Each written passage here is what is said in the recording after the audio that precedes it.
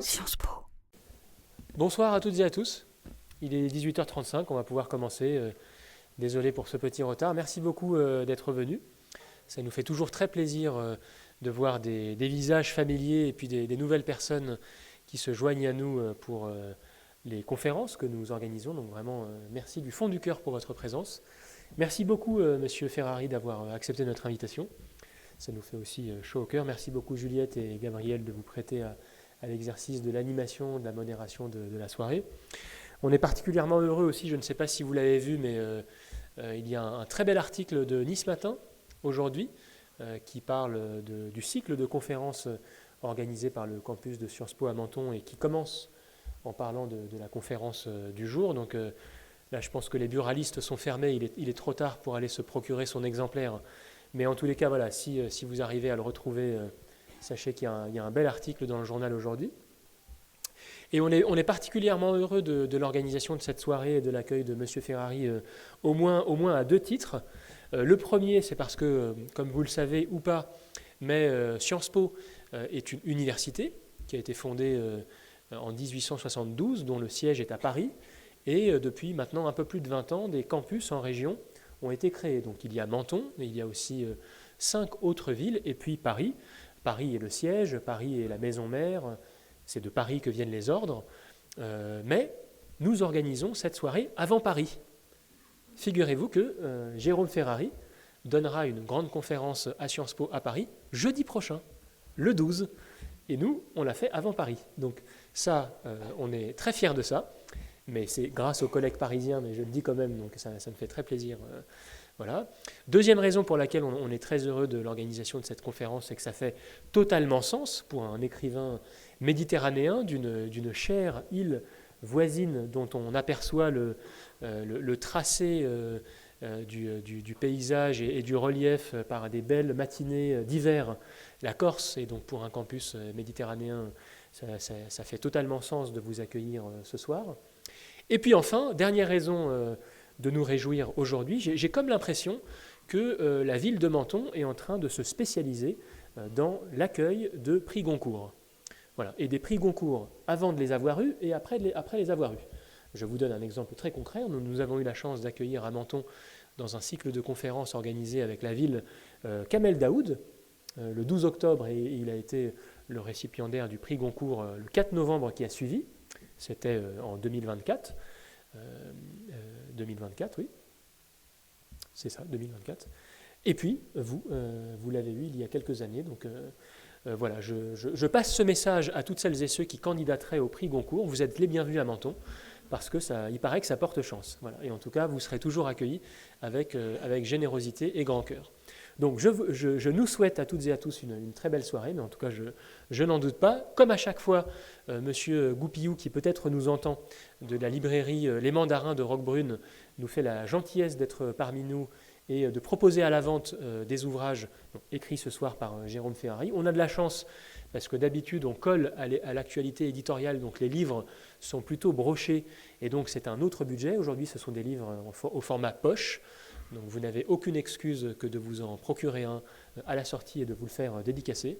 Voilà, je vous souhaite une très belle soirée et encore merci pour votre présence.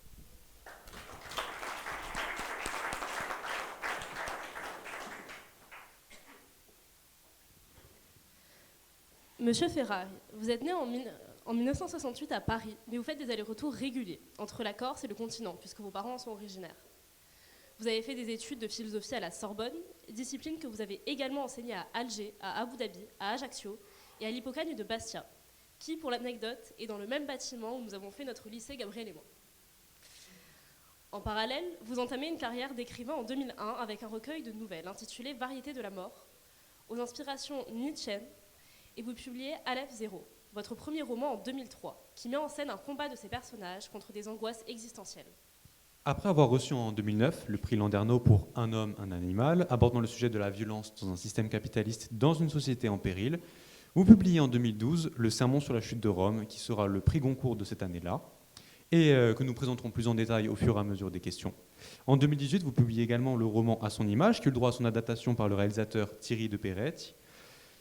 Et votre dernier travaux en date, si je ne dis pas de bêtises, c'est Nord Sentinelle, le conte de l'indigène et du voyageur, paru en 2024. Et plus récemment encore, vous succédez à Carole Martinez, qui est notamment connue pour les romans Le cœur décousu et Du domaine des murmures, sont 2 prix Goncourt des lycéens, si je ne m'abuse. Et vous lui succédez pour la chaire d'écriture de Sciences Po. Et vous allez également, et vous avez déjà commencé, il me semble, à donner des cours à Sciences Po sur le rôle de la violence dans la littérature. Monsieur Ferrari, nous aimerions tout d'abord donc aborder justement votre nomination à la chaire d'écriture de Sciences Po. Pouvez-vous nous parler du projet? Qu'est-ce que vous souhaiteriez transmettre à vos étudiants? Oh, ça s'est pas passé comme ça. Moi, on m'a fait une proposition. Comme je connais des gens qui ont fait l'expérience et que tout le monde avait l'air d'être content, j'ai dit oui avant de savoir ce que j'allais faire, en fait. Et après, une fois que j'ai dit oui, je me suis posé la question.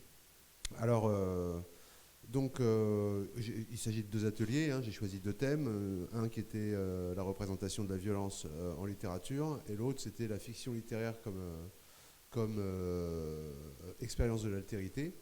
Et comme c'est une chaire d'écriture, le but est d'arriver normalement à ce que les élèves, enfin les étudiants, produisent quelque chose, hein. Alors ce qui m'a aussi décidé, c'est que c'est un atelier qui est absolument pas obligatoire. Il ne fait même pas partie des options obligatoires où il faut choisir un atelier. Les gens qui sont là, ils le font en plus, et ils sont entièrement volontaires. Et voilà, donc c'est forcément des gens qui étaient motivés. Mais j'ai dit oui, alors qu'en fait, des ateliers d'écriture, j'en ai jamais fait de ma vie, moi. Je ne sais pas du tout comment. Et non seulement j'en ai jamais fait de ma vie, mais en plus, je suis pas.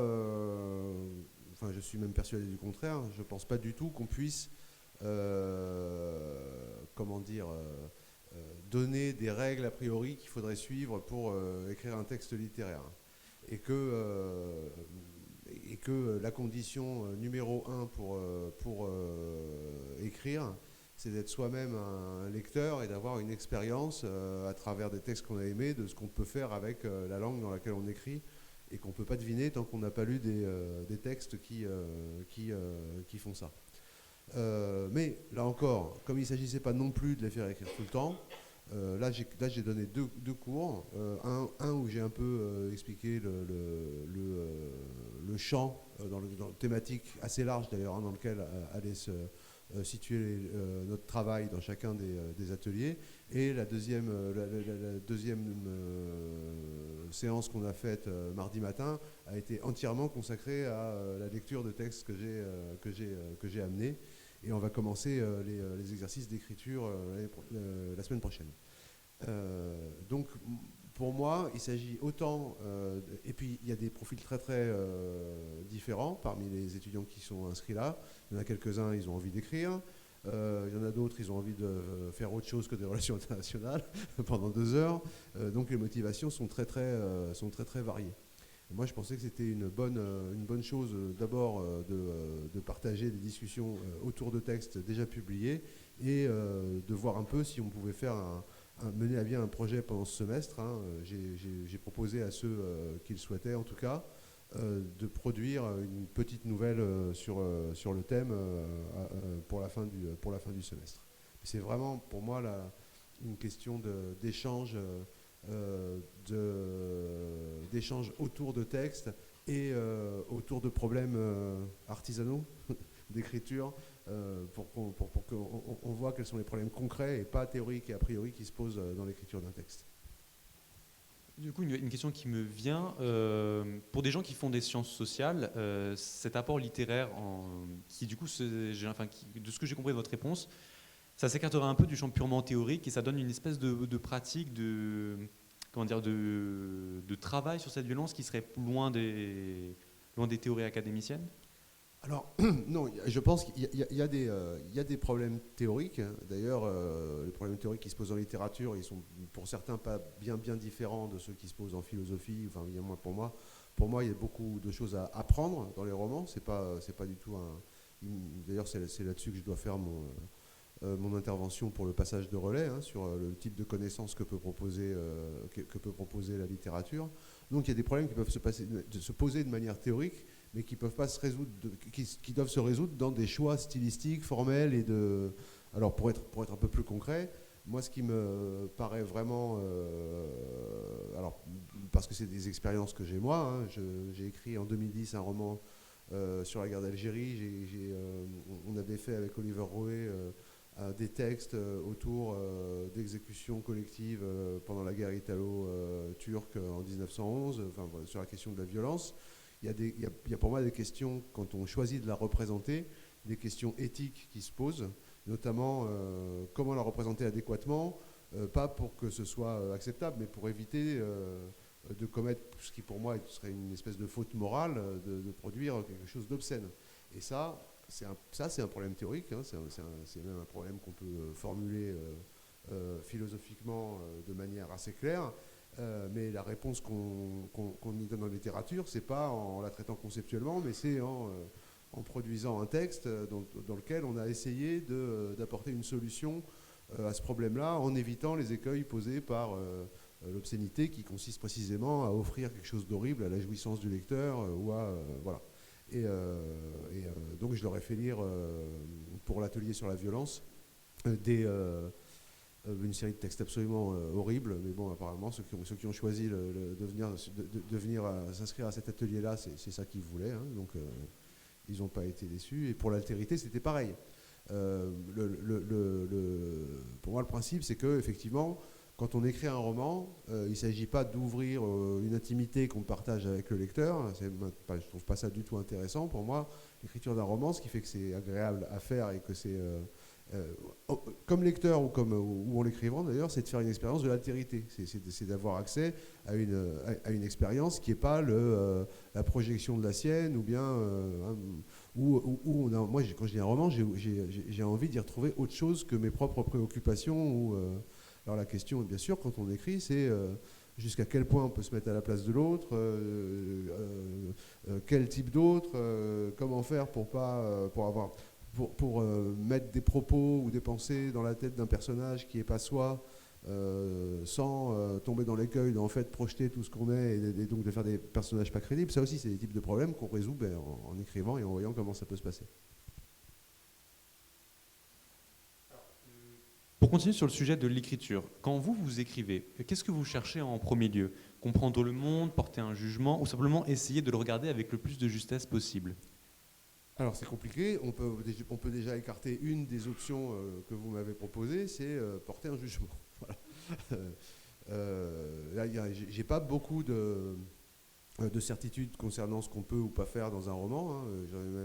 J'en ai même qu'une, et c'est celle-là. C'est que un roman, une fiction littéraire, n'est pas un texte militant déguisé sous forme de fiction.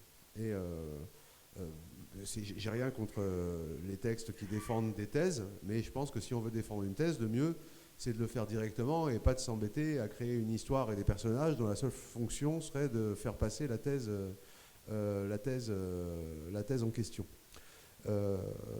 Et de fait, hein, ça c'est Kundera dit ça dans l'art du roman, et il a raison, hein, le simple fait que dans un roman il y ait plusieurs personnages, ça implique une multiplication de perspectives qui doivent être toutes tenues au même niveau, et où le mieux c'est quand même qu'il n'y ait pas un personnage qui soit le porte-parole d'une thèse de l'auteur. Enfin, moi je sais que les textes qui font ça en général, ils sont à mon sens systématiquement ratés, parce qu'ils n'ont pas pris la forme adéquate pour mener le projet qui était le leur. Alors après, il y a toutes sortes de romans, il y a toutes sortes de littérature. On peut lire aussi pour se divertir ou pour passer le temps. Il n'y a aucun problème ou aucun mal à ça. Mais moi, effectivement, la fonction, si elle en a une des fonctions possibles de la littérature, pour moi, c'est d'essayer de rendre compte de la complexité du monde et de la réalité. J'ai une conception esthétique assez classique qui fait du roman ou de la fiction littéraire un mode d'accès parmi d'autres à quelque chose qui a à voir avec la vérité, en fait, hein, et une vérité qui expose des perspectives sur la réalité sans porter de jugement. en tout cas moi, et qui en quelque sorte va permettre au lecteur aussi, puisque c'est ce que je cherche encore une fois moi en tant que lecteur, hein, à élargir par cette voie-là l'expérience qu'il a du monde. Alors, merci beaucoup. Une grande partie de vos romans affrontent des réalités historiques qui sont très politiques, parfois même violentes. Est-ce que vous pensez que la littérature porte du coup une responsabilité particulière face au réel ? Alors oui, et spécialement quand, ça dépend quel type de roman on écrit, mais il me semble que quand on a affaire à un matériau historique, oui, on a une certaine responsabilité. Alors là encore, ce sont des règles que je me fixe à moi-même et dont je ne pense pas qu'elles aient une validité universelle et qu'elles doivent valoir pour quiconque écrit. Mais il me semble qu'il est nécessaire de rendre justice à la réalité. Alors qu'est-ce que ça veut dire ? Qu'est-ce que ça veut dire pour moi ? Je parlais d'obscénité tout à l'heure. Mais ça veut dire que si on traite une période historique que des gens ont vécue, qui a des dimensions tragiques, eh ben elle mérite d'être traitée autrement que comme un matériau de divertissement ou comme un prétexte pour l'imagination. Parce que si on veut faire ça, ben on peut, hein, mais le mieux c'est de ne pas prendre quelque chose qui a une dimension historique, puisque là on parle de choses qui ont été vécues par des gens en chair et en os, voilà, et qui méritent d'être bien traitées. Alors évidemment, le problème qui revient encore une fois à l'altérité, c'est qu'on peut écrire sur des... c'est ce que j'ai fait, hein, on peut écrire sur des... Je me rappelle que pour Roger Laissé mon âme, qui parlait de la guerre d'Algérie, il y avait plein de lecteurs, là, c'était en 2010, il y a 15 ans, il y avait plein de lecteurs qui venaient me voir et ils trouvaient que j'étais trop jeune pour avoir... Enfin, ils pensaient que j'étais plus vieux que ce que j'étais, et moi j'avais... Comme si moi j'avais eu une expérience de la guerre d'Algérie que j'ai évidemment pas. Et après, c'est dans le travail préliminaire qu'on peut trouver comment rendre justice au réel qu'on décrit. Donc, en l'occurrence, moi, c'est passé par beaucoup de documentation, par le fait d'aller discuter avec des gens qui avaient vécu l'expérience et qui me permettaient d'essayer au moins de faire tout mon possible pour ne pas raconter n'importe quoi. Puisque là, encore une fois, pour moi, raconter n'importe quoi sur ce genre de sujet-là, c'est pas une erreur, mais c'est presque, pour moi, ça relève de la faute. De même, à son image, il y a toute une partie qui se passe dans des périodes historiques plus ou moins lointaines. Hein. Il y a un chapitre qui se passe justement pendant la guerre italo-turque en 1911. Il y a un chapitre qui se passe dans la première partie du XXe siècle. Et il y a un chapitre qui se passe pendant les conflits en ex-Yougoslavie du début des années 90, dont j'avais bien sûr aucune idée. Et pour écrire là-dessus, je suis allé en Serbie et j'ai rencontré des gens et j'ai discuté avec des gens qui avaient fait au moins le début de la guerre sur le front croate. Voilà. C'est très intéressant qu'on aille sur ce sujet-là parce que je t'ai fait une réflexion en commençant le sermon sur la chute de Rome. Donc, je rappelle le prix Goncourt 2012. La première scène m'a absolument bluffé. C'était donc une scène qui se passe en 1918, donc après la Première Guerre mondiale, et qui se passe en Corse. Et donc le personnage principal, Marcel Antonio, un des personnages principaux, puisqu'il y a plusieurs temporalités et plusieurs personnages au cours du roman. Et au fur et à mesure qu'on décrit un peu la vie de Marcel, on a vraiment un portrait de la Corse qui est bluffant de vécu. J'avais l'impression de voir comment on me parlait de cette époque, comment mes grands-parents et comment les gens de mon village racontaient cette période, qui est une période vraiment funeste. Alors pour le reste du monde, bien sûr, mais pour la Corse, c'est un souvenir particulièrement traumatisant. Et du coup, donc vous avez parlé de travail de travail préparatoire, si j'ai bien compris. Comment vous le construisez précisément, ce travail préparatoire ? Comment on s'imprègne vraiment d'une époque et on la restitue dans un texte ? Ça dépend du sujet. Il y a des sujets pour lesquels c'est plus facile. Nord Sentinelle parle et beaucoup autour du tourisme en Corse. Là, j'ai des renseignements de première main. J'ai pas besoin d'aller faire des recherches approfondies pour savoir ce que c'est que le mois de juillet et le mois d'août à Porto Vecchio. Voilà. Ça, c'était bon.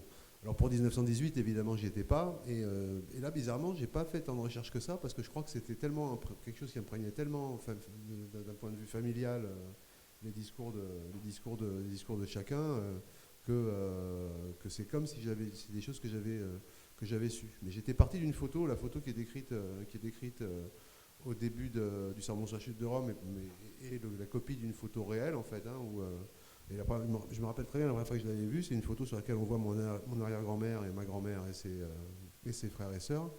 Et j'avais pas la date à laquelle la photo a été prise. Il y avait une femme toute seule avec des enfants, mais j'étais sûr que c'était pris pendant la guerre de 14. Ça se voyait rien qu'à regarder la photo que c'était prise pendant la guerre de 14. Et ils avaient tous, et mon arrière-grand-mère en plus semblait vraiment porter toute la misère du monde sur ses épaules. Et il y avait une espèce d'impression d'abandon et de solitude dans la photo qui parlait d'elle-même. Et puis c'est aussi la période à la fin, après la guerre de 14, c'est là où mes deux grands-parents quittent la Corse. Enfin, quand tout le monde part comme ça au même moment, c'est qu'on est dans une situation où il n'y a plus grand-chose à faire, à faire sur place. Le père de ma mère il est parti en 1920, enfin tout de suite après la guerre qu'il n'avait pas faite. Il était né en 1903, donc voilà. Et et dans les récits qui m'en avaient été faits en famille, dont je me souviens quand j'étais petit, il y a quand même des souvenirs d'une forme d'expérience de la dévastation et du néant, quoi, hein, parce que tout est à l'abandon et qu'il n'y a plus rien à faire, et que ça doit être certainement une période de grand désespoir, comme le sont souvent les périodes qui déclenchent des vagues de départ aussi d'une telle ampleur, hein, parce que voilà, dans toutes les familles corses, s'il y a des photos de militaires dans la coloniale partout, c'est pas un hasard, et je pense pas franchement que c'était non plus simplement par le goût de l'exotisme, c'est qu'il fallait bien faire quelque chose. Alors justement, cette violence et ce traumatisme commun abordé dans certaines de vos œuvres, vous ne cherchez pas à l'esthétiser, mais vous ne l'évitez pas non plus. Comment trouver, selon vous, ce juste milieu entre, sans la banaliser, mais sans la rendre spectaculaire non plus? La violence, ben, c'est tout le problème. Voilà.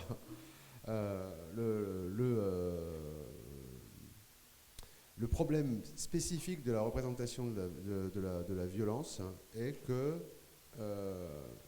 la relation esthétique qu'on entretient avec une œuvre d'art en général, mais ici avec un texte en particulier, est fondée sur des affects qui sont des affects de plaisir.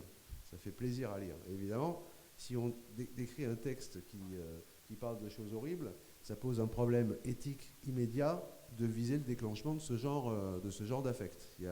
C'est comme si la forme esthétique convenait pas à la représentation de ce genre de choses. Et précisément, comme je le disais tout à l'heure, pour moi, l'obscénité, c'est précisément ça, hein, c'est d'offrir quelque chose d'horrible, en quelque sorte, à la jouissance du lecteur. Et ça peut se passer sous couvert des meilleures intentions morales, hein, je parle vraiment d'un effet. Et il n'y a pas là-dessus de recette. Je voudrais donner un exemple. Hein, traditionnellement, et surtout depuis Shoah de Claude Lanzmann, un événement comme la Shoah, précisément, passe pour irreprésentable en littérature ou par le biais de la fiction, etc., pour des raisons précisément de ce genre-là. Et évidemment, c'est un sujet dans lequel on prend des risques énormes. J'ai jamais écrit dessus. Hein. Et j'étais quasiment sûr qu'on était dans un domaine où on ne pouvait pas représenter ça de manière adéquate, jusqu'au moment où j'ai lu un des plus grands romans que j'ai lu de ma vie, qui est Vie et Destin de Vassili Grossman, dans lequel il y a un chapitre qui se passe à l'intérieur de la chambre à gaz. Donc je vois que Madame l'a lu, et qui est un des textes les plus bouleversants que j'ai lu de ma vie, que je lis tous les ans en cours, parce que j'ai l'impression de faire une œuvre de salut public en faisant de la publicité à ce texte-là, et qui, contre toute attente, peut en aucun cas et par aucun lecteur être taxé encourir le risque de l'obscénité. Alors pour moi, je ne ferai jamais quelque chose pareil, je pense que j'en suis incapable, mais Vassili Grossman, il prouve que quelqu'un l'est capable. Hein. Et que donc, a priori, il n'y a pas d'interdit à se mettre, autre que ceux qui signent les limites de nos propres capacités, en quelque sorte. Hein. Je ne vais pas essayer de faire des choses qui me semblent excéder mes capacités singulières à moi. Et j'écrirai jamais sur un thème comme ça, mais ça veut dire qu'on peut toujours trouver la forme adéquate, ou essayer de la trouver. Et à chaque fois, c'est ce que j'essaye de faire. Essayer de trouver cette forme adéquate. C'est un problème aussi qui se pose pas qu'aux écrivains. Hein. Comme à son image tourne vraiment autour de l'activité du photoreportage de guerre. J'ai rencontré des journalistes qui ont photographié la guerre. C'est des problèmes qui se posent tout le temps. Notamment, comment ne pas faire une photo trop belle, en fait. Comment faire en sorte que la photo rende justice à ce qui s'est passé, soit regardable, soit pas faite n'importe quoi, et puisse pas être taxée d'esthétisme, en fait. Hein. Alors du coup, on parle beaucoup de violence depuis le début de la conférence, parce que c'est vraiment une des thématiques centrales dans votre offre. Et en fait, comment ça vous est venu, en tout cas, qu'est-ce qui vous pousse à parler autant de cette thématique-là, entre autres, alors que la littérature, c'est un champ qui peut être très large, n'importe qui pourrait parler de n'importe quoi en soi. Ah oui. Et c'est quoi votre relation que vous avez avec le thème de la violence, pour que ça structure autant votre œuvre? Parce que je pense que c'est un énorme sujet, en fait, hein, et que... alors, on a le sujet et puis le type d'affinité qu'on développe vis-à-vis du sujet, évidemment. Hein. Il y a des sujets qui sont très importants avec lesquels je n'ai pas d'affinité. Mais moi, c'est des sujets qui me paraissent... la violence, c'est quand même un thème structurant de l'existence et de l'histoire humaine. Et en même temps, je continue à m'y intéresser parce que sous certaines de ces formes, elle demeure une énigme aussi, hein, sur lesquelles justement il n'y a pas de thèse à défendre, voilà, spécialement après le XXe siècle. Enfin voilà, et en fait, il me semble nécessaire d'essayer à se confronter, d'essayer de se confronter à cette énigme sous les différentes formes qu'elle peut prendre. Pour donner aussi un motif, comment dirais-je, personnel ou plutôt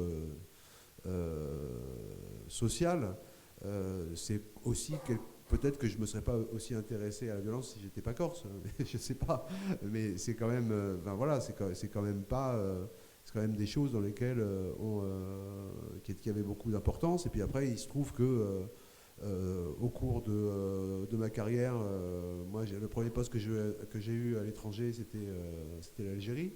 J'avais pas spécialement j'avais envie de partir, de prendre un poste à l'étranger. L'année où j'ai demandé le poste, le seul poste qu'il y avait dans le monde, c'était Alger. Donc j'ai demandé à Alger.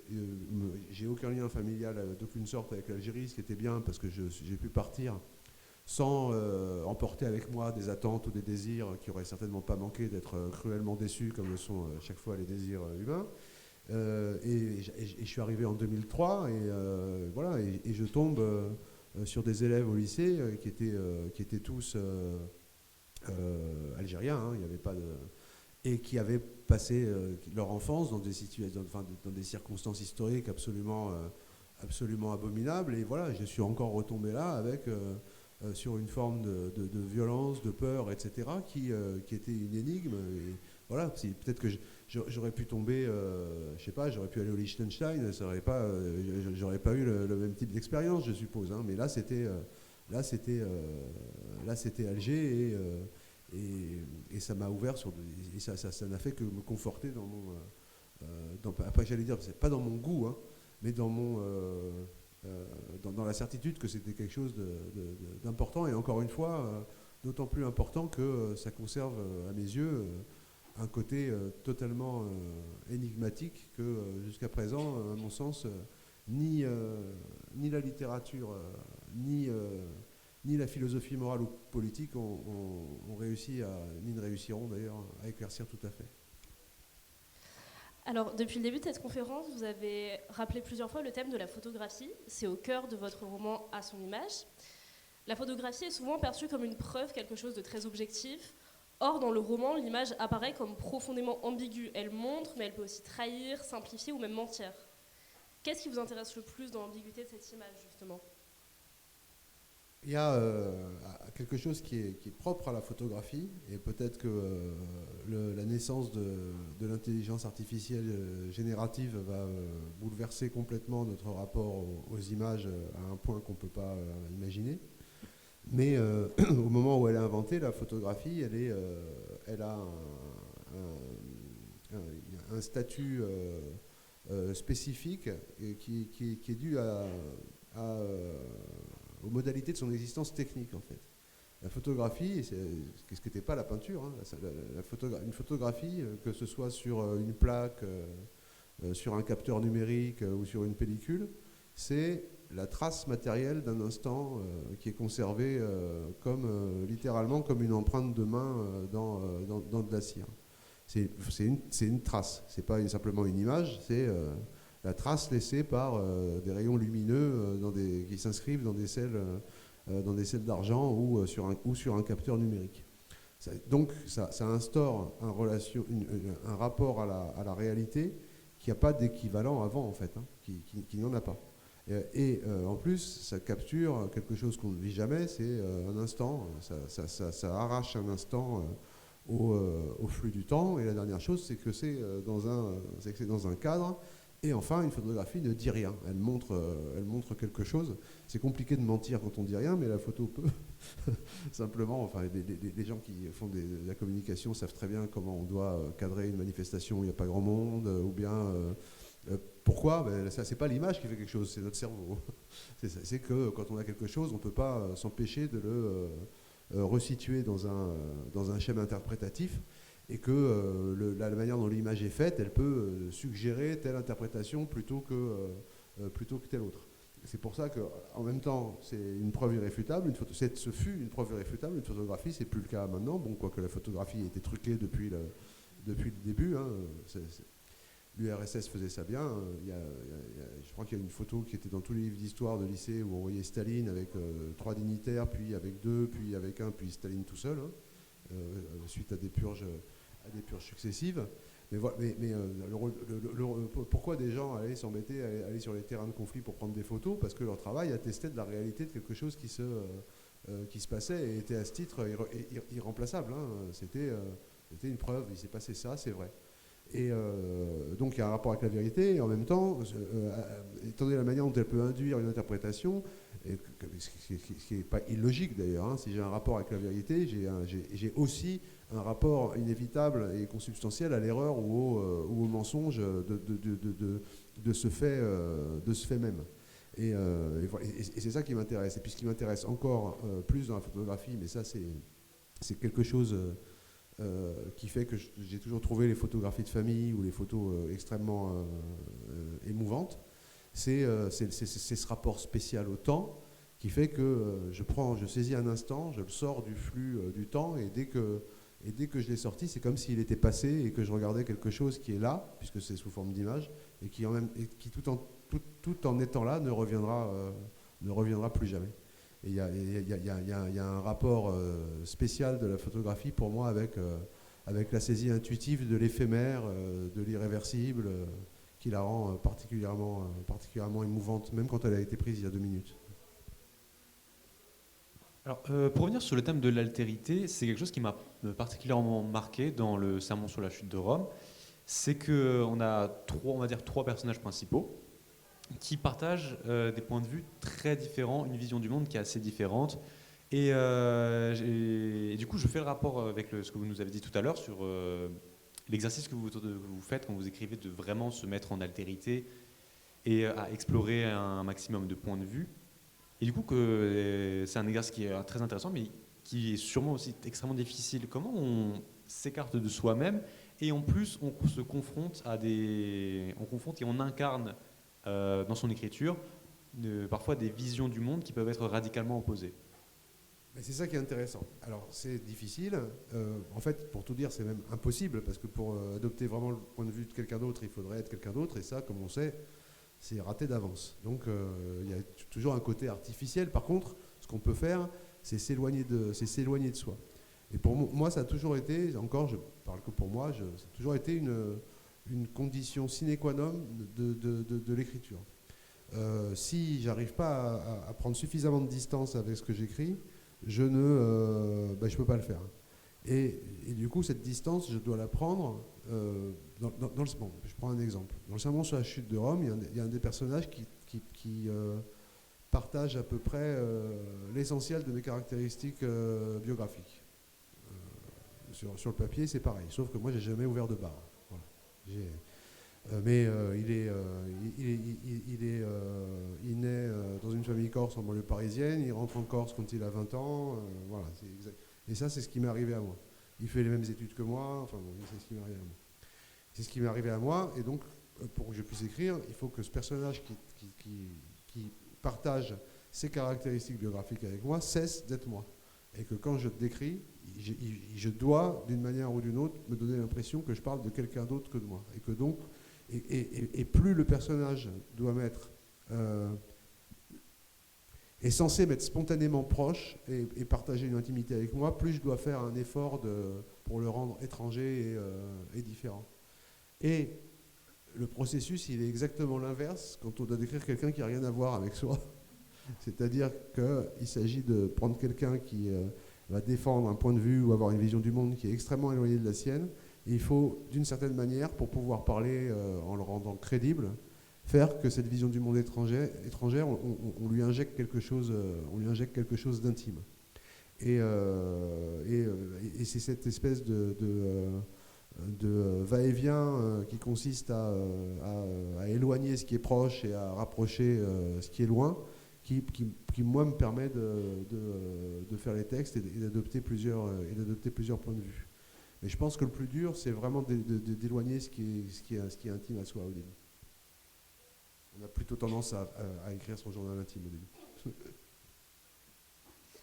Alors, plusieurs de vos romans sont très fortement ancrés en Corse, comme vous l'avez mentionné plusieurs fois pendant la conférence, mais sans jamais en faire un simple décor. Qu'est-ce que ce territoire vous permet de dire dans vos romans qui auraient été différents ailleurs ? En fait, à quel point ce territoire, oui, a impacté votre carrière et votre personnalité d'écrivain ? Oh là, ça c'est... Non, mais c'est une très bonne question, mais je me demande si j'aurais eu envie...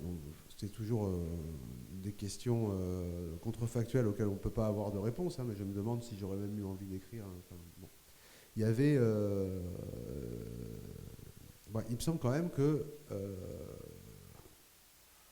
sans faire preuve d'un chauvinisme honteux, au contraire, même peut-être, mais enfin, la Corse, c'est un beau territoire avec plein de matériaux pour les fictions, pour des raisons culturelles, historiques, etc. Et par ailleurs, je parlais de faire l'expérience de l'intimité et de l'altérité. Le fait de grandir à Paris et d'aller à toutes les vacances en Corse, c'est ça aussi. Hein. Je suis chez moi, mais en même temps, je suis pas comme. Il y a une espèce de double appartenance qui est un peu qui fait faire cette expérience-là. Mais je crois surtout que ça, j'ai bien vu la chance qu'on avait. Moi, mon village s'appelle Fozzano, il doit y avoir 110 personnes qui vivent en hiver. Hein, et pourtant, il me semblait que le monde que je côtoyais au village, il était beaucoup plus important que celui que je côtoyais à Vitry-sur-Seine. Et je voyais beaucoup plus de gens différents au village que j'en voyais en banlieue parisienne. Et la raison, elle est assez simple, c'est parce que les gens, ils n'avaient rien de commun, sauf qu'ils étaient du même village, en fait. Voilà. Et donc, dans le bar du village, il y avait, je sais pas moi, il y avait des hauts fonctionnaires, des anciens braqueurs de banque, des bergers, des agrégés d'italien, donc des gens qui, normalement, ils ne sont pas dans le même endroit. Voilà. Et là, oui, à la faveur de cette appartenance-là, il y avait une espèce de diversité de carrières, que je pense qu'on connaît dans tous les villages d'ailleurs. Hein, si on rajoute à ça les gens qui revenaient en vacances, plus les touristes, ça faisait vraiment une espèce de microcosme qui était très très riche dans un tout petit endroit. Par ailleurs, en plus, mon village, Fozzano, c'est le village dans lequel Mérimée a rencontré Colomba. Hein, donc, sur la question de la littérature, on avait son tombeau, sa tour, enfin bon, bref, tout ça. Donc le village avait quelque chose de fictif, et puis il a quand même énormément transformé l'histoire. Hein. Il a déjà commencé à la rajeunir de 45 ans, ce qui était il changeait. Bon. Donc ça, c'était des choses avec lesquelles j'ai vécu. Et par ailleurs, j'ai grandi en plus, j'ai grandi, j'étais enfant au début de l'histoire du mouvement nationaliste. Enfin voilà, ça faisait quand même beaucoup.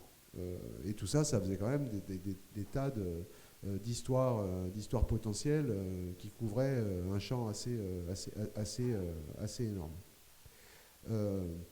Après, quand on a commencé à écrire, moi j'ai commencé à écrire vraiment au milieu des années 90, et j'ai eu un de mes premiers postes en Corse à Porto Vecchio en 97, et quand j'y suis arrivé, il y avait Marco Biancarelli qui était prof de Corse là-bas, et on était devenus amis, puis on a vu qu'on écrivait tous les deux. En fait, lui il écrivait en Corse et moi en français. On a publié nos recueils de nouvelles à peu près à 6 mois d'écart.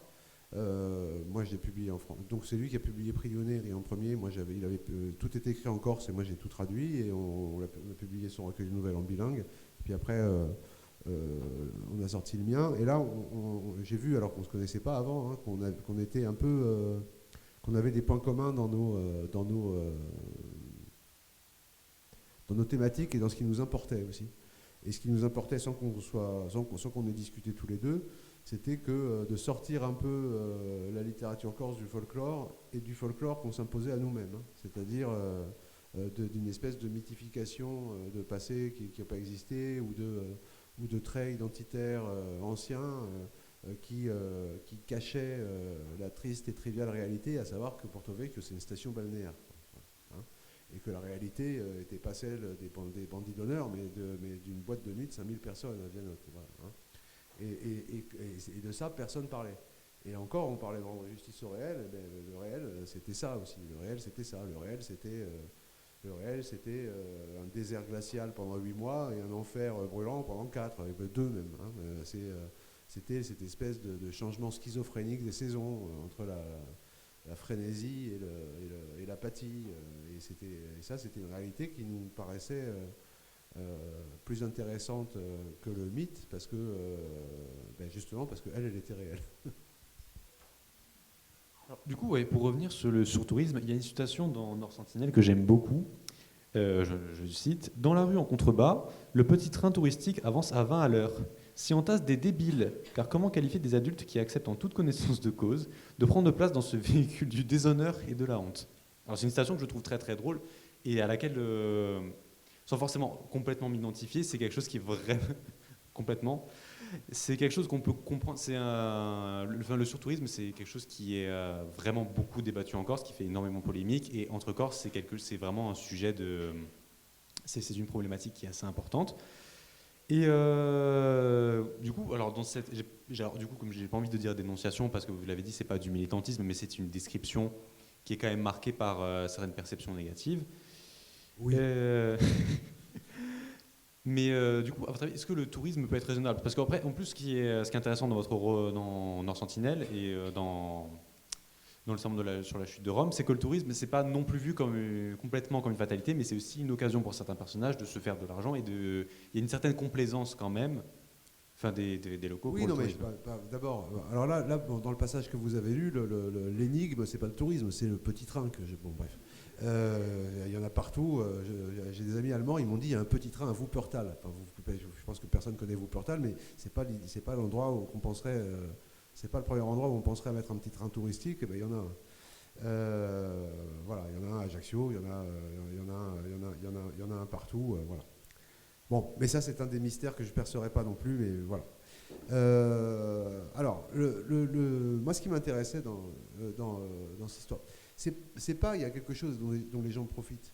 Je pense que la question... alors, le narrateur de Nord Sentinelle, il est très énervé, hein, de toute façon, et il est extrêmement, outrancier. Après, moi, ça m'a amusé d'écrire de manière outrancière. Il est outrancier, péremptoire, il est de mauvaise foi, il n'est pas très sympathique. Et donc, il assume une vision. Mais moi, quand j'écris ça, je me dis pas, je suis pas dans un truc de dénonciation parce que ça me paraît, parce que ça me paraît un peu vain de dénoncer des réalités économiques de cette taille-là sur lesquelles, à mon sens, on n'a pas grand-chose, on n'a pas beaucoup de prise. Et qui, à mon avis, concerne certainement pas, ni en priorité ni seulement, c'est pas une question d'éthique individuelle, c'est une question de structure de marché. C'est pas, il va de soi que si les gens ils ont l'occasion de gagner plus d'argent en louant un appartement 2 mois qu'en louant toute l'année, ils sont pas, comme ils n'ont pas le sens des sacrifices, c'est évident qu'ils vont le louer pendant 2 mois et le retirer du marché de la location à l'année. Raison pour laquelle à Porto Vecchio, il n'y a toujours personne en hiver et c'est impossible de s'y loger, quasiment, et avec un certain nombre de maisons vides. Raison pour laquelle aussi, dans mon village, il y a évidemment un grand nombre de maisons vides et si quelqu'un voulait s'y installer, il aurait un mal fou à en louer une. Et à cause de moi aussi, puisqu'on a une maison de famille dans laquelle on n'est pas longtemps. Vous voyez, c'est pas du tout une... c'est des espèces de réalités sociales ou économiques qui instaure ce type de relation-là. Et on ne peut pas s'attendre à ce que par pure obéissance à la loi morale, les gens se disent je pourrais améliorer significativement mon niveau de vie, mais pour des raisons morales, je ne vais pas le faire. Ça n'existe pas. Et non seulement ça n'existe pas, mais on ne peut même pas reprocher aux gens de ne pas le faire. C'est des questions qui, pour moi c'est des questions qui n'ont de solution que globale, politique, enfin bon, pas, et qui ont rien à voir avec l'éthique individuelle. Voilà. Et bien sûr, il ne s'agissait pas dans Nord Sentinelle de faire, de dire que tout est de la faute des touristes. Par contre, je pense que le surtourisme ou le tourisme à outrance a effectivement des effets absolument délétères, et en premier lieu sur la possibilité de rencontrer les gens. Quand vous avez... voilà, une anecdote. Je voulais que ma fille voie la Piazza del Duomo à Florence. On était à Lucca, on y avait été au mois de mai. Et en fait, on est resté 2 minutes parce que la Piazza del Duomo, elle était noire de monde. Et je pestais parce qu'elle était noire de monde. Et je me suis rappelé que elle était noire de monde avec moi dedans, en fait. Voilà. Donc, c'est pas... en fait, ce qu'on voudrait là-dedans, c'est que ce soit les autres qui arrêtent de faire du tourisme, en fait. Alors, comme sujet qu'on n'a pas encore abordé, la religion. Elle est très présente dans vos romans, mais rarement sous une forme affirmée ou dogmatique. On va plutôt y trouver du doute, du silence, parfois même une absence de réponse. Est-ce que ce qui vous intéresse dans la religion, ce n'est pas tant la foi elle-même que les questions qu'elle ouvre face à ce qui peut nous dépasser ? Moi, j'ai changé ma vision là-dessus. Quand j'étais enfant, pour faire plaisir à ma grand-mère, j'ai suivi du catéchisme. J'en ai pas gardé un souvenir excellent. Et puis après, en rentrant, j'ai commencé à apprendre à chanter en polyphonie et à chanter la messe. Et en chantant la messe, j'ai lu les textes de la liturgie en latin. Et alors que j'avais un souvenir du catéchisme comme étant, un discours assez édifiant et niais, les textes n'étaient pas du tout édifiants et niais de la liturgie. Ils sont même assez effrayants. D'ailleurs, il y en a qu'on chante même plus. Après, du coup, j'ai lu les textes, j'ai lu l'Ancien Testament et en suivi le Nouveau et le Coran. Et d'abord, c'est des textes merveilleux, et c'est des textes qui sont beaucoup moins, péremptoires que ce que l'institution peut laisser croire. Il y a une des dernières sourates du Coran où il y a un verset qui est complètement, qui illustre bien ce que je veux dire, et moi qui m'a toujours fasciné. Ça s'appelle l'aube naissante. Et le premier verset, c'est je cherche la protection du Seigneur de l'aube contre le mal qu'il a créé. C'est un truc, voilà, c'est des choses qui sont tenues dans la contradiction, dans l'ambiguïté, dans la polysémie. Et je me rappelle que dans l'évangile de Jean, il y avait une phrase aussi qui m'avait frappé par ça, je sais pas, par son sens du paradoxe ou du désespoir, et qui était, je sais plus où est Jésus, et tout le monde vient le voir et dit, il croit en lui, et la phrase d'après c'est, mais lui ne se fiait pas à eux, car il savait ce qu'il y a dans l'homme, et il n'avait pas besoin de leçons sur l'homme. Et, donc on peut en penser ce qu'on veut, mais c'est pas niais en fait, du tout. Et moi, voilà, et c'est ça qui m'a, c'est l'intuition. En fait, c'est l'intuition métaphysique douloureuse qu'il y avait dedans qui m'a beaucoup plu et qui continue à me plaire énormément. Pas à me plaire d'ailleurs, c'est idiot comme verbe, à me fasciner.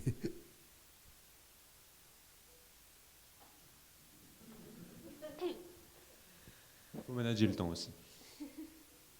Bon, finalement, alors avec le recul de votre parcours, avez-vous l'impression d'écrire pour comprendre ce qui s'effondre, en référence à votre roman sur la chute de Rome, ou pour sauver quelque chose de la chute? Et après, on passera aux questions du public à partir de 19h30. Je ne sais pas quoi choisir dans l'alternative qui m'est proposée. Pas le deuxième terme, non, j'ai pas sauver quelque chose. C'est quand même avoir une foi un peu démesurée dans les pouvoirs de la littérature, il me semble.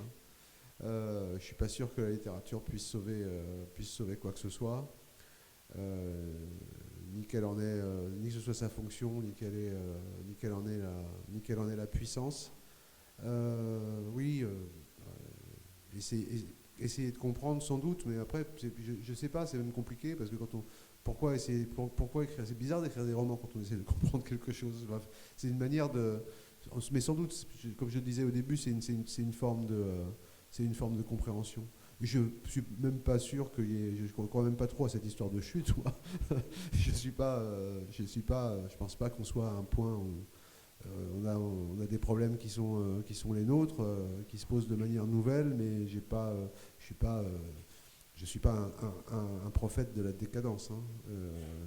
Bon, pas non plus de la rédemption. Voilà.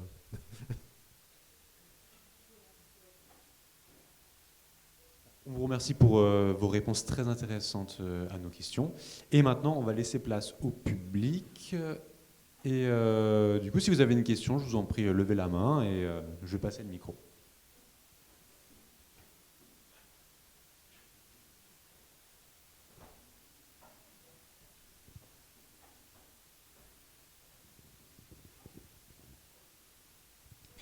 Bonsoir, merci. Vous partagez beaucoup de choses en commun avec moi. Simplement, vous avez relevé le problème de l'IA par rapport à la photo. Et dès le début, quand vous avez parlé de votre expérience avec vos élèves par rapport à l'écriture, est-ce que vous avez déjà réfléchi à une action par rapport à l'IA et par rapport à votre travail Pardonnez-moi, vous m'avez entendu? Par rapport à l'IA et votre travail avec vos élèves? Alors là, en fait, là, depuis 2 ans, les progrès qui ont été faits en intelligence artificielle sont tels que...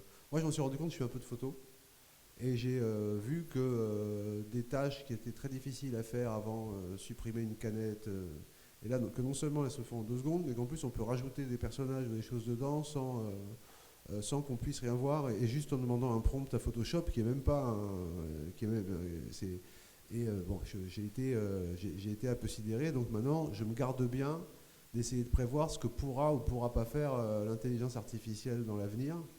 En tout cas, il y avait un article dans Le Monde aujourd'hui qui était très intéressant sur l'introduction de l'intelligence artificielle dans différents milieux professionnels, et en montrant que dans un même cadre, par exemple un cabinet de radiologie, elle pouvait être très très bénéfique sur un point, le diagnostic, et très très néfaste sur d'autres, par exemple la rédaction des rapports, en faisant perdre plein de compétences aux gens qui faisaient ça, et en en donnant potentiellement naissance à un monde où, comme tout le monde est formé par l'IA, plus personne ne pourra inventer l'IA, en fait. Hein, voilà. Mais pour les deux domaines qui m'intéressent, qui sont l'enseignement et la littérature, je pense que globalement, maintenant, depuis ChatGPT, depuis ChatGPT, je crois que quasiment plus personne, sauf des naïfs incorrigibles, ne donne de devoirs à faire à la maison aux élèves. C'est terminé, parce que ça ne sert à rien du tout. Et que l'usage de ChatGPT est systématique. Alors moi, je trouve ça très très dommageable, pas pour des raisons d'éthique, mais pour des raisons de créativité, de recherche. Alors, je suppose qu'il doit exister une manière efficace ou intelligente de s'en servir. Je dois avouer que j'ai pas d'idée. Et pour le reste, alors, j'ai eu une impression, mais je pense que je vais être démenti dans 5 ans. J'ai l'impression que, comme l'intelligence artificielle en littérature ou en musique, elle fonctionne sur un nombre énorme de données.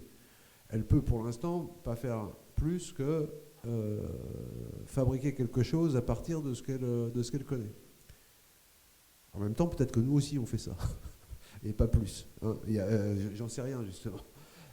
Et du coup, j'imagine mal, par exemple, que l'IA puisse créer un nouveau genre de musique, hein, puisse créer la bossa nova, ou voilà. Mais encore une fois, c'est ce que je pense maintenant, mais je suis pas loin de penser que je serai démenti dans 2 ans ou dans 5 ans. De la même manière, pour la littérature, je pense que peut-être qu'il y a des tas de genres littéraires qui sont extrêmement normés, où il y a une espèce de structure répétitive où vous pouvez changer le nom des personnages, mais en fait le type de déroulé dramaturgique est toujours le même. Donc ça, effectivement, hein, si quelqu'un peut s'épargner de la peine d'écrire des trucs pareils, c'est pas mal. Mais après, pour ce qui relève vraiment de la fiction littéraire, je n'imagine pas encore comment l'IA peut faire autre chose qu'une espèce de multiplagiat très très très bien présenté. Voilà. Mais je suis vraiment pas sûr, hein, du tout. Je sais pas. Peut-être que, mais j'aimerais penser que au moins dans certains domaines où la créativité au sens propre, la vraie créativité est en jeu, l'IA pourra pas faire le boulot. Sinon, c'est d'une tristesse, de toute façon, c'est d'une tristesse horrible.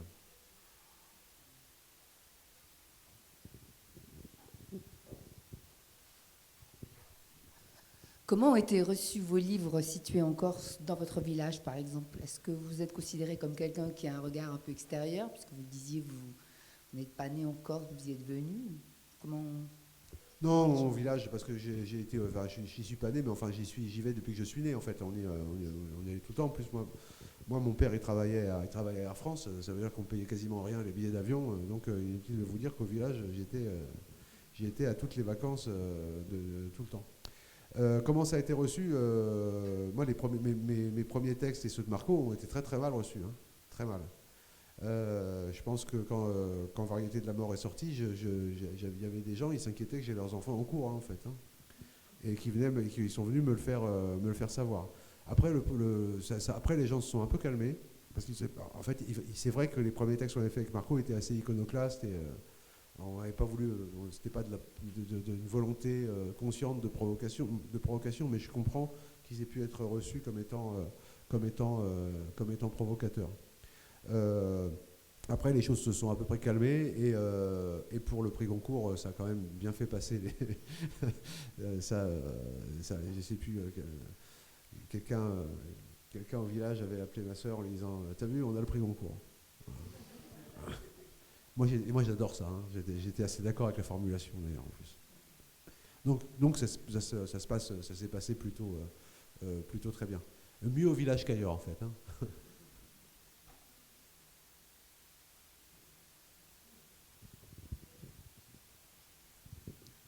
Est-ce que vous accepteriez, s'il vous plaît, de nous dire justement ce que ça fait que de recevoir le prix Goncourt? Comment est-ce qu'on est informé par son éditeur, pour avoir suivi un petit peu les choses pour Kamel Daoud, il y a différentes listes. On passe d'une liste avec un certain nombre d'auteurs, puis après il y a une petite liste, puis après il y a la dernière liste, après il y a le fameux délibéré où on attend un petit peu la réponse. Après j'imagine que d'un coup on passe d'un statut d'un auteur voilà, à un écrivain de renom, il y a des sollicitations. Voilà, c'est un petit peu pour savoir dans une vie, somme toute, j'allais dire classique, on a son métier, on a son quotidien. Qu'est-ce que ça apporte, qu'est-ce que ça change que du jour au lendemain, voilà, d'être le récipiendaire d'un des plus grands prix littéraires en France? Alors, c'est un... Moi, j'ai jamais attaché beaucoup d'importance au prix et je pensais que le processus, j'allais le vivre avec stoïcisme. Je me trompais, lourdement. Parce qu'en fait, ce qui se passe, c'est que... alors, je ne sais pas pourquoi, hein, parce que c'était la première fois que ça m'arrivait. Moi, en septembre 2012, je venais de prendre mon poste à Abu Dhabi. Je venais d'arriver. Le Sermon sur la chute de Rome était sorti vers la dernière semaine d'août. Et je suis parti. Et tout de suite après la sortie, ça a très bien marché. J'ai eu une presse énorme. Et j'ai été sur toutes les listes de prix. Toutes. Alors, j'ai dit, ouais, c'est sympa. Bon, après, il y a la première liste. Pour le Goncourt, j'étais sur toutes, absolument toutes. Pour le Goncourt, il y a un choix de 12 romans, après il y en a 8, et après il n'y en a plus que 4, et ça se passe sur 3 mois, et à chaque fois, il y a la nouvelle. Alors, au début, ça va, le stoïcisme est une position tenable, parce qu'il y a plein de romans sur plein de listes, et en fait, plus la liste se restreint, moins on est stoïque. Après, les premiers prix sont distribués, donc je ne les ai pas eus. Et moi, je me rappelle très bien qu'à l'époque, il y avait le Femina un jour et le Goncourt le lendemain. Et j'étais dans le dernier carré du Femina et j'étais dans le dernier carré du Goncourt. Et dans le dernier carré du Femina, il y avait Patrick Deville avec moi. Et dans le dernier carré du Goncourt, il y avait Patrick Deville avec moi aussi. Et je pense que j'ai eu le Goncourt parce que Patrick Deville a eu le Femina. Alors, j'aurais pu avoir moi le féminin. Si j'avais eu moi le féminin, je pense qu'il aurait eu le Goncourt. C'est ça un prix aussi. Hein. C'est pas toute l'économie du livre en France, elle est basée sur les grands prix d'automne. Il y a des choses qui sont, il y a plein il y a un nombre de paramètres qui rentrent en jeu. C'est pour ça que là où il faut rester stoïque, c'est pas parce qu'on a eu un prix que ça veut dire quoi que ce soit de fantastique. Si, c'est bien. Hein. Évidemment, on a un lectorat. Après, donc, on passe à 8, et là, au moment où est annoncé le dernier carré, on sait que là, même si on s'astreint à dire « j'y crois pas », mais bien sûr que oui, on y croit. Et non seulement on y croit, mais on l'espère très très très fort même. Hein. Cette espèce de recul plein de sagesse que j'avais sur les prix avant, il s'est évaporé, mais en 10 secondes, dès que j'ai vu qu'il en restait 4 et que j'étais dedans. Et comme apparemment, je ne sais pas s'ils ont changé maintenant, mais à l'époque, le jury Goncourt exigeait que tous les écrivains du dernier carré soient à Paris pour pouvoir venir à Drouan recevoir le prix. Et à l'époque, on entendait le lauréat avec les gens au journal de 13h. Hein. On n'est pas appelé avant. Donc moi, j'étais venu d'Abu Dhabi, j'avais pris l'avion à 2h du matin à Abu Dhabi, j'étais arrivé à 7h à Paris avec le décalage horaire, et j'étais rue Séguier chez Actes Sud, où il y avait tout le monde qui attendait pour savoir ce qui allait se passer, et j'avais mon billet retour pour l'après-midi. Et bon, je ne suis pas rentré. Et voilà. Et après, donc on a entendu Guy Delcourt annoncer que c'est moi qui avais le Goncourt. Les gens, ils ont toujours eu des problèmes avec mes titres parce qu'en annonçant, il a fait une erreur sur le titre. Il a dit que j'avais eu le prix Goncourt pour le Sermon sur la montagne de Rome. Ce qui était un titre bizarre que j'aurais pas retenu, moi, en ce qui me concerne. Et là, à partir de là, il y a une espèce de moulinette médiatique parce qu'on part avec. Je suis parti avec Françoise Nyssen et Aurélie qui était mon attachée de presse. On était chez Donran. Je comptais manger, j'ai pas pu. Et puis après, on fait et moi j'avais de la chance parce qu'il a fallu que je retourne à Abu Dhabi pour travailler parce que j'avais cours. Hein. Mais sinon, les gens qui sont ici, qui sont à Paris, qui sont sur place en France, ben là, le côté tambour de machine à laver, il dure plus longtemps qu'il a duré pour moi. Moi, je suis juste rentré à Abu Dhabi 3 jours après, je crois, le temps de faire les télés et les radios, et après, je suis rentré. Voilà comment ça se passe.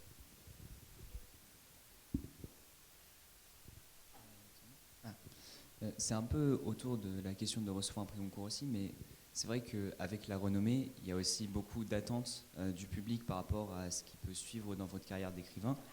Est-ce que vous avez eu la pression lorsqu'il s'agissait de se remettre à écrire après avoir reçu ce prix Goncourt ? Alors, je pense, c'est assez bizarre, hein, parce que je pense que cette pression, elle est illusoire et en même temps, elle est inévitable. Parce que je suis pas sûr que les gens, ils attendent tant que ça. Enfin voilà, c'est pas non plus... c'est pas, mais en même temps, elle est inévitable. Elle est inévitable parce que, d'abord, on atteint des chiffres de vente qui sont dus au prix Goncourt et qui ne sont pas des chiffres de vente normaux de fiction littéraire. Enfin, c'est même des chiffres de vente impossibles de fiction littéraire.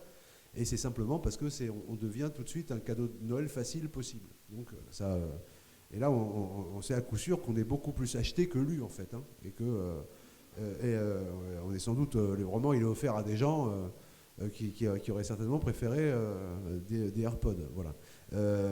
Mais c'est moins cher le roman même. Alors donc ça pourrait permettre de relativiser, mais en même temps, je pense que le risque, mais ça j'en étais très conscient. Le risque, c'est de se dire, ça a bien marché, on a donné le prix pour ça, et ça, c'est un risque qui est, à mon avis, qui est tout le temps là pour tout romancier, mais qui là devient vraiment dangereux. Et c'est de se dire, j'ai trouvé un truc, et faudrait que je recommence quelque chose comme ça. C'est pas un calcul malhonnête, hein. C'est juste de se dire, je pourrais recommencer. Il y a un truc qu'il faudrait que je refasse. Et c'est compliqué. Moi, à mon avis, il y a les gens qui ont le prix Goncourt pour leur premier roman. Pour moi, je pense que c'est un cadeau empoisonné absolument monstrueux. Parce que c'est trop de pression. Puis alors là, oui, pour le coup, il y a une attente très forte, hein, sur le deuxième. Et moi, j'ai essayé de régler ce problème en faisant en sorte que mon roman suivant ait rigoureusement rien à voir avec le Sermon sur la chute de Rome, qui se passait donc dans un bar en Corse, etc. Et le roman d'après, je l'ai fait sur Heisenberg et sur la physique quantique et sur l'Allemagne. Et ça m'a... et puis voilà, une fois que cette étape-là a été passée, le problème a été réglé pour moi, mais oui, je me suis posé la question. Et en me disant, t'es idiot de te mettre la pression, et c'était inévitable de se la mettre en même temps.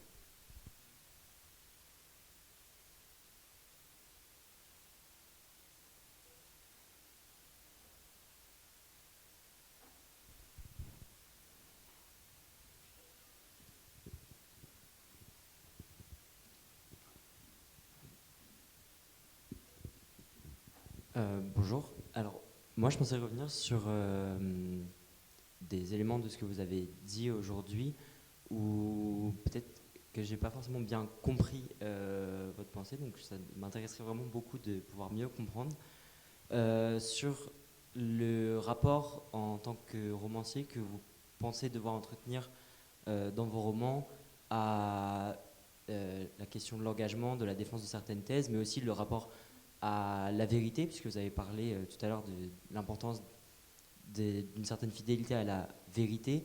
Du coup, dans ce contexte-là, de rapport à vérité, engagement, etc., comment est-ce que vous voyez l'importance de la positionnalité de l'auteur, de ses sources? Comment est-ce que vous faites pour juger de ce qui relève réellement d'une vérité objective ou d'une forme d'engagement, ou même ça peut être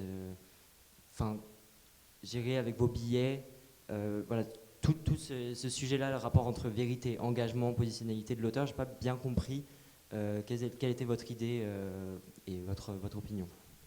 Alors, sur la question de l'engagement, je ne dis pas du tout que, par exemple, un roman ne doit avoir aucune dimension politique. Je dis juste que la dimension politique du roman ne peut pas passer par la forme, à mon sens, de l'engagement militant explicite. Voilà. Et que de toute façon, il y a nécessité pour un roman de faire la place à une complexité qui n'est pas compatible avec cette forme d'engagement, là. Voilà. Ça ne veut pas dire du tout, pour moi, que le roman il doit parler des petites fleurs dans la prairie ou de, voilà, ou de ce genre de choses. Ça, c'est important. Là, en 2010, j'avais donc écrit un roman qui s'appelle Où j'ai laissé mon âme, qui se passe pendant la bataille d'Alger, en 1957, où il est question de torture. Et j'avais un de mes amis qui avait été assez cruel avec moi, parce que c'est ce qu'il avait en tête. Il m'a dit: ah bon, tu fais un roman sur la torture en Algérie? Il fait: c'est quoi que tu vas dire? Tu vas dire que tu comptes dire que la torture c'est mal? Et c'était très méchant de dire ça, évidemment. C'était pas... Mais il avait raison. Il n'y a pas besoin d'écrire un roman pour faire ça. Un roman doit faire, ça doit se passer, ça doit se passer autrement. Et parfois, le fait de montrer la complexité de la réalité, c'est bien suffisant comme dimension politique pour un texte. Parce que justement, je pense que la posture immédiatement militante, elle affaiblit le propos politique. Dans un roman, je veux dire, pas dans le cadre d'un engagement politique ou d'une lutte politique dans laquelle, évidemment, la nuance n'est pas aussi à sa place qu'elle peut être dans un roman. Sur la question de la vérité, qui n'est pas la même, mais qui est justement peut-être un peu liée. Je suis passé un peu vite, mais je suis assez proche d'une position qui est celle de Schopenhauer, par exemple, qui est assez, où il explique que l'art en général est un mode de connaissance et un mode de saisie de la vérité. Et quand il parle de vérité, il ne prend pas vérité dans le sens logique de vérité d'une proposition, puisque à peu près toutes les phrases qu'on trouve dans un roman sont fausses, bien sûr. Et donc, quand il parle de vérité, il ne parle pas d'exactitude. Il parle de dévoilement des choses telles qu'elles sont. Alors, c'est très ambitieux, etc., et très pompeux et très romantique. Mais c'est pas faux. Mais il me semble que c'est pas faux. Et qu'il s'agit justement de faire apparaître, le réel tel qu'il est et tel qu'on ne le voit pas tout le temps. Et là où Schopenhauer est très, à mon avis, pertinent, mais Aristote dit une chose aussi comme ça dans la poétique, c'est que faire apparaître les choses telles qu'elles sont, ou les faire voir en vérité, passe justement peut en littérature passer par le biais de la fiction. Où la fiction va jouer une espèce de rôle d'épurateur de la réalité pour qu'elle se voie, pour qu'elle se voie mieux. Et qu'elle ne soit pas enfouie sous un nombre, sous le foisonnement de détails qui fait la réalité réelle, celle de notre vie quotidienne. Et c'est ça que je voulais dire. Je ne sais pas si j'ai réussi à me faire un peu mieux comprendre. Or, moi, ce souci-là, il me paraît directement incompatible avec l'engagement militant dans un texte, parce que c'est pas le même but, parce que ça n'a pas la même fonction, et parce que dans le cas d'un engagement militant quel qu'il soit, c'est pas faire apparaître les choses telles qu'elles sont qui compte, c'est faire advenir les choses comme on veut qu'elles adviennent. C'est pas du tout pareil, et ça me paraît pas conciliable.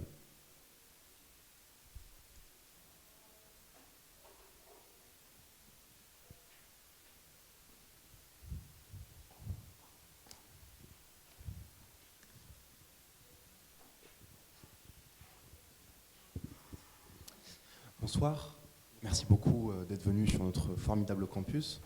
J'avais une question. Donc vous avez vécu entre la France, le continent et la Corse. Et je suis désolé pour cette petite aparté. Non, j'ai l'habitude. Vraiment désolé, c'était vraiment pas dans mon intention. Mais maintenant, vous êtes un peu plus mature que vous. Ça vivez. Oui. Merci pour la courtoisie avec laquelle vous dites ça. Je voulais savoir comment est-ce que vous gardez le contact, comment vous faites pour vivre encore, je veux dire, la culture corse, comment est-ce que vous faites vous restez vraiment en contact avec la terre d'origine de vos parents aujourd'hui, alors que maintenant vous voyagez, vous bougez. Est-ce que c'est facile et est-ce que des fois vous vous sentez pas un peu déraciné? Alors, d'abord, j'ai passé l'essentiel de ma vie, sauf mes deux expériences d'expatriation à la EFE, à vivre en Corse, hein, et j'ai cessé de vivre en Corse en septembre dernier, en fait. Hein. Je suis en poste à Paris. Parce que si j'avais été à Ajaccio, ça aurait été compliqué d'accepter la chaire littéraire de Sciences Po, de toute façon. Et donc, c'est une expérience assez exotique pour moi de ne pas vivre en Corse, là, au contraire. Hein. C'est ça qui est... C'est ça qui me fait un peu bizarre. Hein. J'aime beaucoup Paris, j'aime beaucoup ce que je fais professionnellement, mais le contact, donc je l'ai jamais perdu. Et je le perdrai absolument jamais. Et de toute façon, je pense qu'il y a un trait qui est finalement assez corse et qui est le fait d'entretenir un rapport extrêmement fort et ambivalent à cette île, hein, de toute façon. C'est quelque chose qui est moi, il n'y a rien qui m'énerve plus que certaines choses en Corse, mais tant pis. Voilà, je suis énervé, puis j'y retourne, et c'est comme ça. Et cette question-là, je me la suis jamais posée. Et puis d'abord, j'ai pu voyager beaucoup à partir de la Corse. Les périodes d'expatriation à la EFE, ont ceci de simple qu'on sait que c'est pour un temps limité, on sait quand ça commence, on sait quand ça finit. C'est pas comme si on partait pour toujours, pour refaire sa vie ailleurs.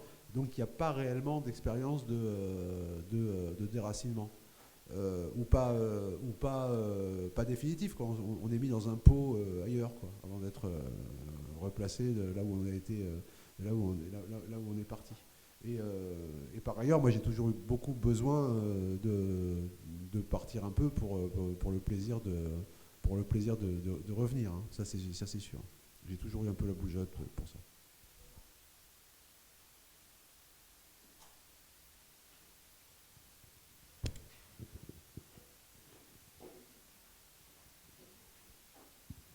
Alors, je dois avouer, ma grande honte, que j'ai jamais lu vos livres. Mais ce matin, ça m'a intriguée, donc c'est la raison de ma venue. Vous avez parlé donc de ce livre fantastique de Grossman. Enfin, pour moi, c'est un des chefs-d'œuvre de la littérature mondiale.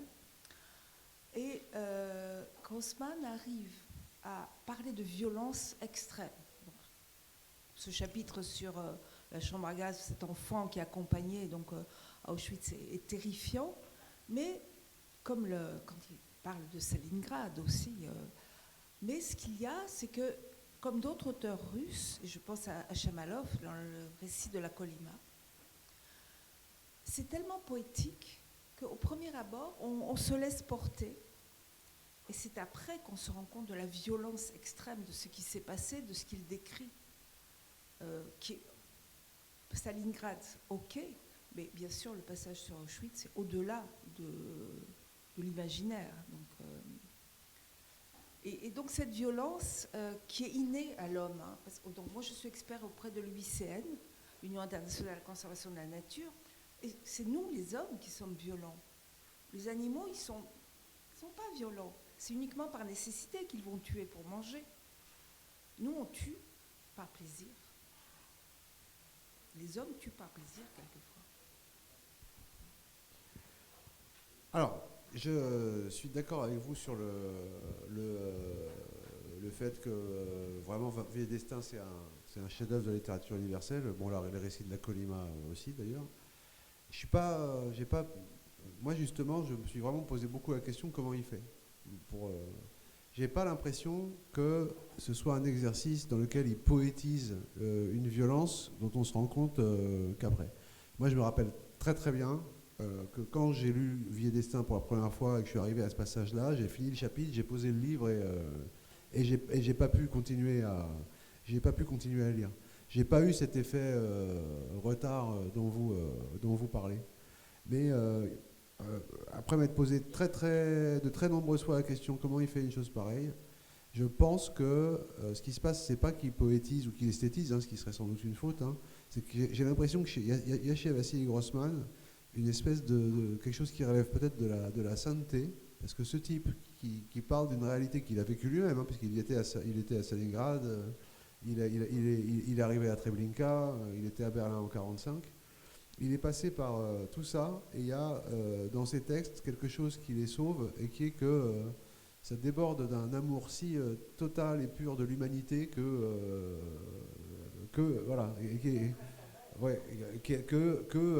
en fait, il peut vraiment aborder n'importe quel sujet sans prendre aucun risque d'être obscène.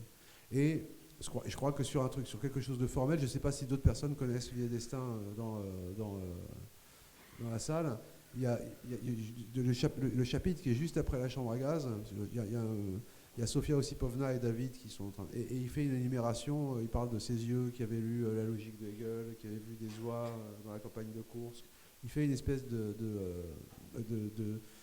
liste de choses qu'elle a fait, une toute petite liste de choses qu'a fait David qui a que 8 ans. Et à la fin, il y a un deuxième chapitre où il explique, et ça je parlais de connaissances littéraires, ça c'en est une, hein.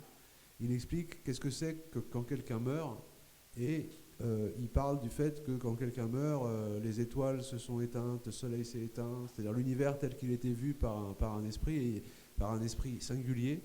Et il a cette formule magnifique qui clôt ce petit chapitre-là, où il parle de la fin d'un monde qui jamais ne se répétera dans l'infini du temps. Et ça, c'est ce que ça veut dire tuer quelqu'un. Et ça sera la dernière question.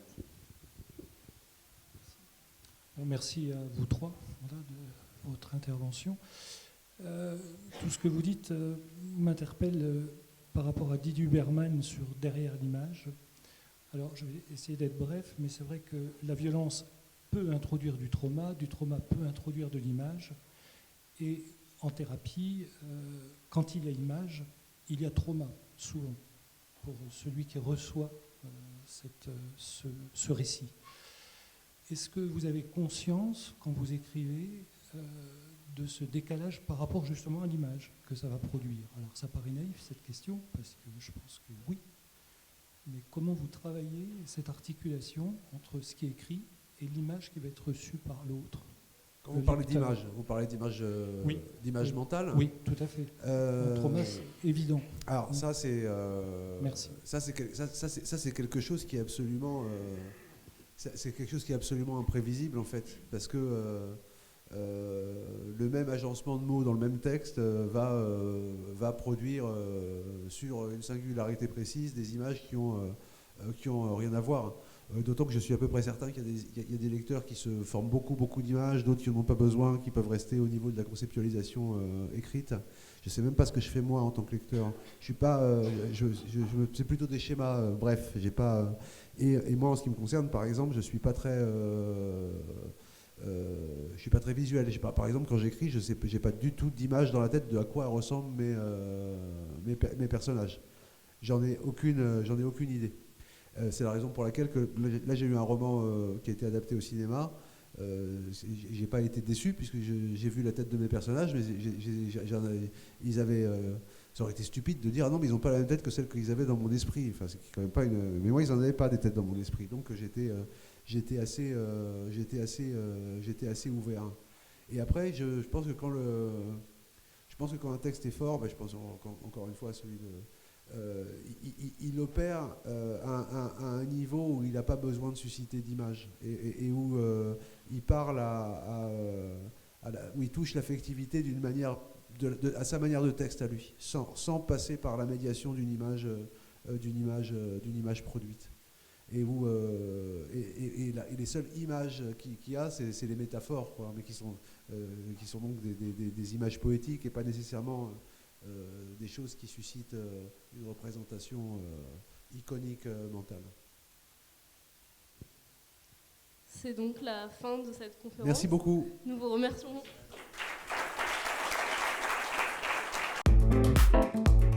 Sciences Po.